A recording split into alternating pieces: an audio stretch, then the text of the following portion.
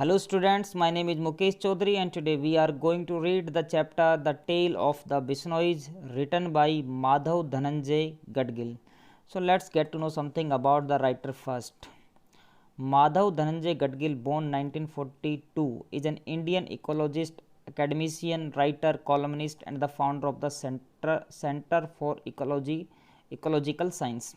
तो देखिए माधव धनंजय गडगिल जो हैं 1942 में पैदा हुए थे। एक ये भारतीय पर्यावरणविद रहे हैं, एजुकेशनिस्ट भी रहे हैं, राइटर भी रहे हैं, कॉलमनिस्ट, कॉलम भी इन्होंने लिखे हैं, founder of the centre of ecological science भी वो थे। He is a recipient of the Volvo environment prize. तो इनको जो है वोल्वो एनवायरनमेंट प्राइज भी मिला है। The government of India awarded him the 4th highest civilian award of the Padma Shri in 1981 and also the Padma Bhushan in 2006। तो देखिए हमारे जो गवर्नमेंट है, इंडियन गवर्नमेंट है, उन्होंने इनको दो हमारे जो मेजर अवार्ड्स हैं पद्मश्री और पद्म भूषण वो भी इनको दिए हैं। तो 3 मेजर अवार्ड्स ही गॉट। थोड़ा सा चैप्टर के बारे में जान लेते हैं। The tale is about the Bishnoi community that brought a drastic change in the ecology of Marwar in Rajasthan. तो इस कहानी में हम जानेंगे कि किस तरीके से एग्जिस्टेंस हुआ बिश्नोई कम्युनिटी का। ठीक है, उससे पहले बिश्नोई कम्युनिटी नहीं थी, लेकिन इस चैप्टर को जब हम पढ़ेंगे तो हमें पता चलेगा कि किस तरीके से बिश्नोई कम्युनिटी है उसका एग्जिस्टेंस हुआ, अस्तित्व में वो आई। तो this tale is about the Bishnoi community, Bishnoi समाज के बारे में, that brought a drastic change in the ecology of Marwar in Rajasthan. और किस तरीके से ये जो मारवाड़ है राजस्थान में उसके जो पर्यावरण में एक ड्रास्टिक चेंज लेकर के आए, ये लोग बहुत बड़ा बदलाव लेकर के आए, ये बात हम जानेंगे इस चैप्टर में। This area had been very dry for centuries where trees and animals were not in sufficient number. ये जो एरिया है मारवाड़ का, ये काफ़ी सदियों तक ये सूखा रहा, जहाँ पर ट्रीज और एनिमल्स सफिशिएंट नंबर में नहीं थे, यानी कि उनकी संख्या बहुत कम थी। The Bishnoi sacrifice their lives to guard the khejri trees and did a big plantation in the area. तो देखिए एक मेजर बात और भी यहाँ पर है कि किस तरीके से बिश्नोई जो लोग हैं उन्होंने अपने जीवन तक बलिदान कर दिए खेजड़ी ट्री को बचाने के लिए, और उन्होंने एक बहुत बड़े लेवल पर प्लांटेशन किया, पेड़ लगाए उस एरिया में। तो ये बातें भी हमें चैप्टर में देखने को मिलेंगी कि कैसा मतलब क्या हुआ था, कौन सी इंसिडेंट हुई थी, किस तरीके से घटनाओं ने मोड़ लिया था। They contributed a great deal to protect birds and animals. और उन्होंने एक बहुत बड़ा योगदान दिया किसमें, प्रोटेक्ट करने में बर्ड्स और एनिमल्स को। तो बच्चों ये बात हमने थोड़ा टेल के बारे में और राइटर के बारे में जाना है, और आइए अब पढ़ते हैं हम चैप्टर को। तो बच्चों आइए शुरू करते हैं कहानी को। The tale of the Bishnois. Today Marwar is a treeless waste of sand and rocks. आज मारवाड़ जो है एक ट्रीलेस वेस्ट है, यानी कि जहाँ पर पेड़ नहीं है ऐसी जगह है। सैंड है जहाँ पर सिर्फ, और रॉक्स इन मीन्स पत्थर हैं। The only growing things are thorny shrubs, a few tufts of short rough grass and an occasional stunted ber और बबुल ट्री। और जो वहाँ पर थोड़ी बहुत चीज़ें होती हैं उनमें क्या है, कटीली झाड़ियाँ हैं, कुछ गुच्छे हैं किसके, शॉर्ट रफ ग्रास के, यानी कि जो छोटी और जो रफ ग्रास है उसके कुछ टफ्ट्स मीन्स कुछ गुच्छे आपको देखने को मिलेंगे वहाँ पर। And an occasional stunted ber और बबुल ट्री। फिर वहाँ पर बबुल ट्री है और उसके साथ में बेर के अनडेवलप्ड ट्री हैं, मीन्स जो अर्ध विकसित आप जिनको कह सकते हैं, जो पूरी तरह से विकसित नहीं हुए हैं, ऐसे बेर के पेड़ हमें देखने को वहाँ पर मिलेंगे जो ओकेजनली वहाँ पर होते हैं। But incredibly you can even in this desert come across. लेकिन अविश्वसनीय रूप से इस डेजर्ट में भी, इस रेगिस्तान में भी आप देख सकते हैं the old village with groves of well grown khejri tree. एक ऐसा गांव जहां पर आपको खेजड़ी के जो ट्रीज हैं उनका एक पूरा ग्राउज मिलेगा। कहने का मतलब एक मिनी फॉरेस्ट आपको वहाँ पर देखने को मिल सकता है। तो देखिए एक ऐसी जगह है जहाँ पर स्टंटेड बेर होते हैं, बबुल ट्री है, few tufts of short rough grass हैं, थॉर्नी श्रब्स हैं, और ऐसी जगह पर आपको बहुत सारे पेड़, ठीक है ना, आपको देखने को मिले, उनका एक पूरा ग्राउज आपको देखने को मिले, तो ये एक चीज़ क्या हो जाती है, इनक्रेडिबल हो जाती है। तो वहाँ पर एक ऐसा ही ओड का मतलब होता है जैसे कि कोई चीज़ हट कर के है, ठीक है, अलग से है ओड। जैसे इसका मतलब ऐसे विचित्र होता है, अगर हिंदी में इसकी बनाने की कोशिश करेंगे तो this cousin of the babul is the kalpavriksha the tree that fulfils all the wishes. और इस खेजड़ी ट्री को राइटर जो है कल्प वृक्ष बता रहा है, एक ऐसा पेड़ जो लोगों की इच्छाएं पूरी करता है, और इसे कजिन बोला है बबुल ट्री का। A full grown camel can enjoy a midday siesta in its shade. और इसकी छाया जो होती है उसमें एक कैमल भी अपना दोपहर का रेस्ट कर सकता है। मीन्स जो हम दोपहर का खाना खाने के बाद थोड़ी देर रेस्ट कर लेते हैं, सो लेते हैं, हल्का सा नैप लेते हैं, that is called siesta.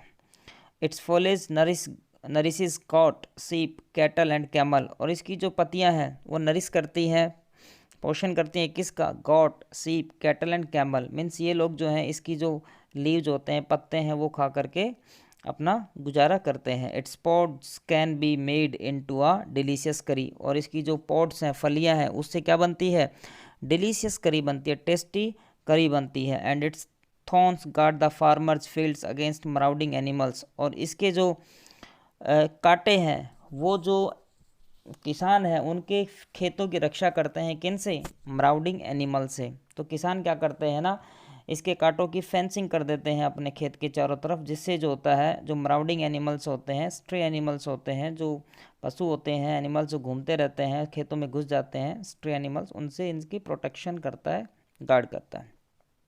Once upon a time, the desert of Marwar had not yet conquered the vast territory over which it holds sway today. तो एक ऐसा समय भी था कि जब मारवाड़ का जो एरिया था वो इतना दूर तक नहीं फैला हुआ था जितना वो आज फैला हुआ है। ठीक है, तो इतना ज़्यादा, कॉन्कर्ड का मतलब होता है विजय करना, जीतना किसी पे। ठीक है, तो वो उतना ज़्यादा, जो यहाँ पर आप इसको ये समझें कि जो मारवाड़ का एरिया है एक टाइम पर इतना ज़्यादा फैला हुआ नहीं था जितना वो आज है। मतलब आज वो लंबा चौड़ा बड़ा एरिया हो गया है। Even though the climate was the same as it is today. हालांकि जो क्लाइमेट है वो पहले भी ऐसा था और आज भी ऐसा ही है। The land was covered by thousands and thousands of khejri trees. और ये जो ज़मीन थी इस पे हजारों हजार क्या थे, खेजड़ी के ट्रीज थे। And there was plenty of बेर कैर एंड सांगरी। और उसके अलावा जो वहाँ पेड़ थे वहाँ पर वो बेर के थे या कैर के थे या फिर सांगरी के थे। These plains were home to thousands of antelopes, black buck, chinkara and nilgai. और ये जो एरिया था, ये जो जगह थी, ये किसका घर थे, मतलब यहाँ पर कौन कौन से एनिमल्स थे, एंटीलोप्स थे, ब्लैक बक थे, चिंकारा, ये सब हिरन होते हैं, डियर होते हैं, and nilgai. And on this boundary lived the tribal Bhils. और इनके अलावा, इन एनिमल्स के अलावा यहाँ पर कौन रहते थे, भील जो लोग थे, एक भील कम्युनिटी है, उसके लोग वहाँ पर रहते थे। अबाउट 3000 ईयर्स अगो, लगभग 300 साल पहले, hordes of cattle keepers began to pour into India from west and central Asia. तो लगभग 300 साल पहले क्या होता है कि hordes of cattle keepers, hordes का मतलब झुंड, जो कैटल कीपर्स थे, जो पशुपालक थे, ठीक है ना, एनिमल्स जो रखते हैं लोग, वो लोग झुंडों में क्या किए, आना शुरू कर दिए, began to pour into India, वो भारत में आना शुरू हो गए। और कहाँ से आए वो, वेस्ट एंड सेंट्रल एशिया से। Some of them spread into Marwar. और उनमें से कुछ लोग जब इंडिया में आए तो वो मारवाड़ में भी फैल गए, मारवाड़ में आकर के रहने लग गए। The Bhils registered their encroachment. और ये जो भील लोग थे इन्होंने उनको रजिस्ट किया, मीन्स उनको स्टॉप किया, रोका, उनका विरोध किया, अपोज किया उनके एनक्रोचमेंट को। एनक्रोचमेंट का मतलब होता है इलीगल कब्जा कर लेना, क्योंकि वो लोग जब यहाँ पर आकर के रहने लगे तो यहाँ के तो वो थे नहीं, तो उन्होंने यहाँ की ज़मीन पर कब्जा करना शुरू किया। तो ये अब जो भील्स थे उनको प्रॉब्लम हुई तो उन्होंने उनको रजिस्ट किया। But the invaders had horses and superior weapons. लेकिन ये जो इन्वेडर्स थे इनके पास घोड़े थे, अच्छे हथियार थे, वेपन्स थे। एंड प्रेटी सून, और जल्दी ही took care of the Bhils. इन्होंने भील्स को क्या किया, हरा दिया। In any case the land spread boundless. हालांकि जो ज़मीन थी वो बहुत लंबी चौड़ी थी, दूर में फैली हुई थी। And the Bhils retreat a little towards the Aravallis. और इसलिए भील्स जो थे उन्होंने उनका वो क्या किया, वो पीछे हट गए, रिट्रीट कर गए, उन्होंने स्टेप बैक ले लिए और वो अरावली की तरफ चले गए। फिर the population of Marwar was on the increase. लेकिन अब देखिए, पहले तो भील्स थे और यहाँ के कुछ एनिमल्स थे, और उसके बाद अब ये जो कैटल कीपर्स आए तो ये खुद तो आए, साथ में कैटल भी इनके आए। तो अब यहाँ की जो पॉपुलेशन थी वो ह्यूमन बींग्स की और एनिमल्स दोनों को ही इंक्रीज होने लग गई। बट एज सेंचुरीज पास्ट, सदियां गुजरती चली गई। The large herd of cattle began to affect the vegetation.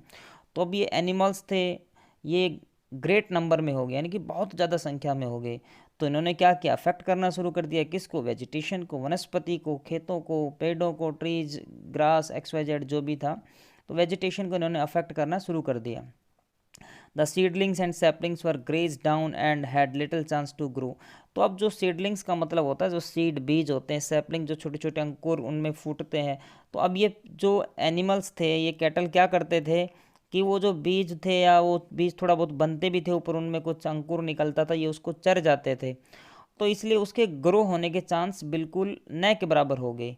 Invaders and the tribal Bhils found less and less to sustain themselves.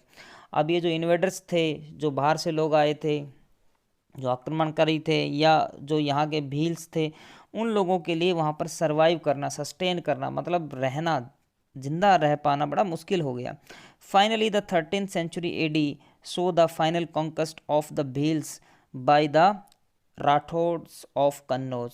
और अब क्या होता है कि 13th जो सेंचुरी आती है, उसमें जो कन्नौज के राठौड्स होते हैं, वो वहाँ के जो भील्स हैं उन पर विजय प्राप्त कर लेते हैं, फाइनल कंक्वेस्ट होती है।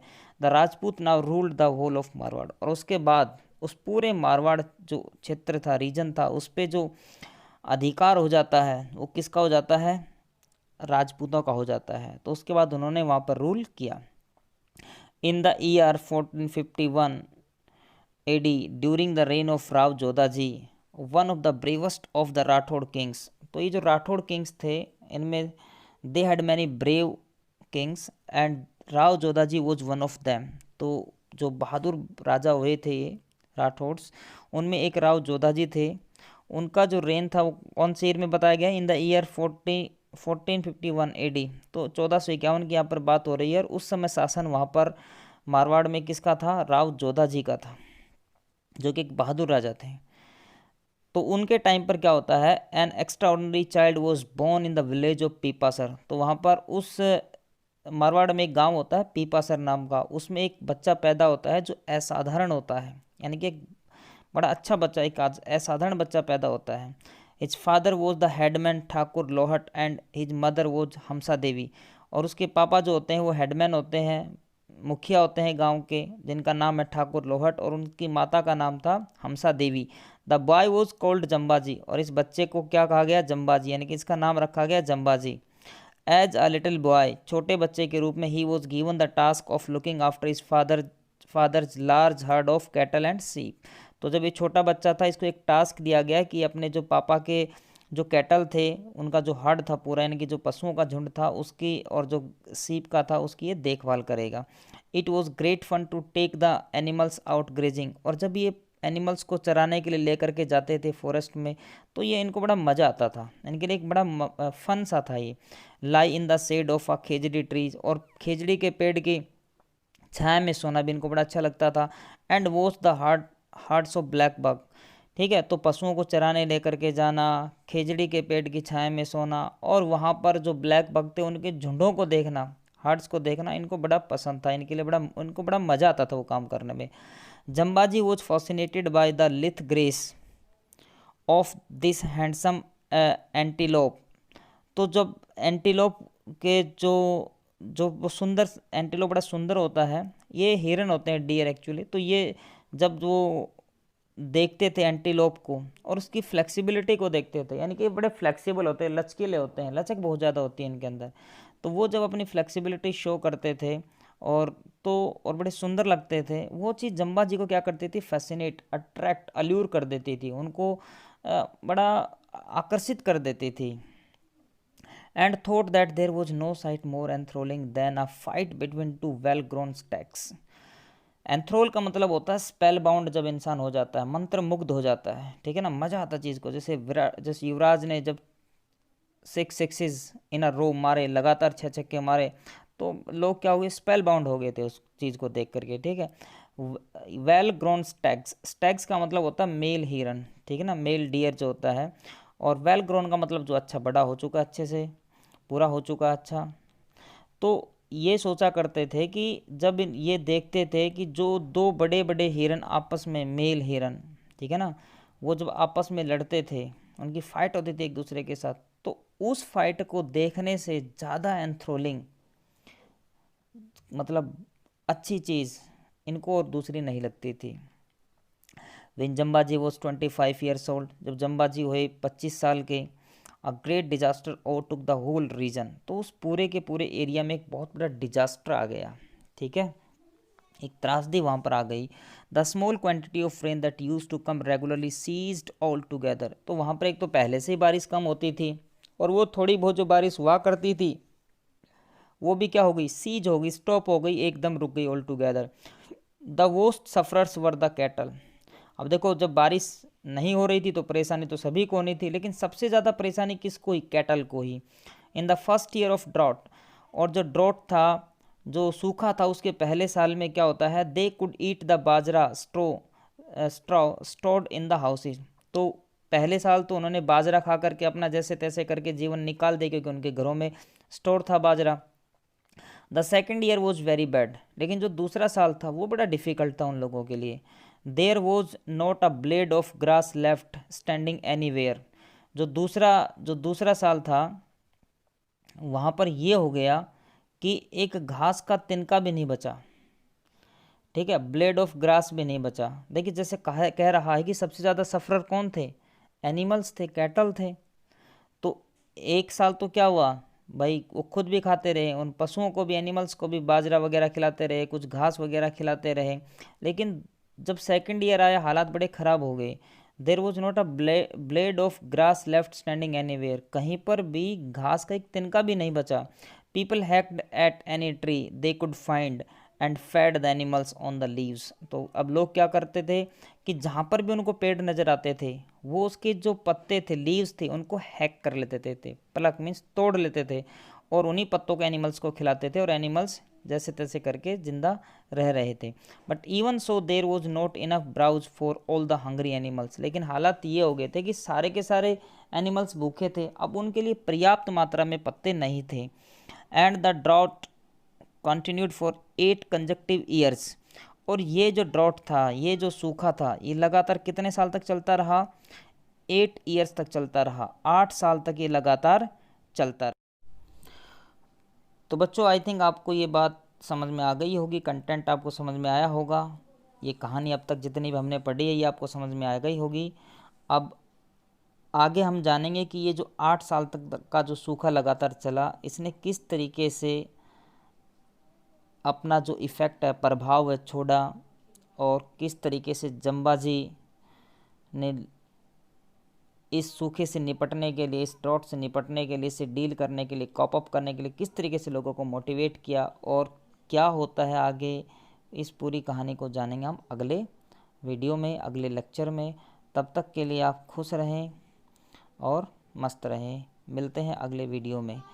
लेकिन जाने से पहले मैं वही कहूँगा, चैनल को सब्सक्राइब करें अगर अभी तक नहीं किया तो, बेल आइकन को प्रेस करें, लाइक करें, and enjoy yourself. Thank you very much for watching this video.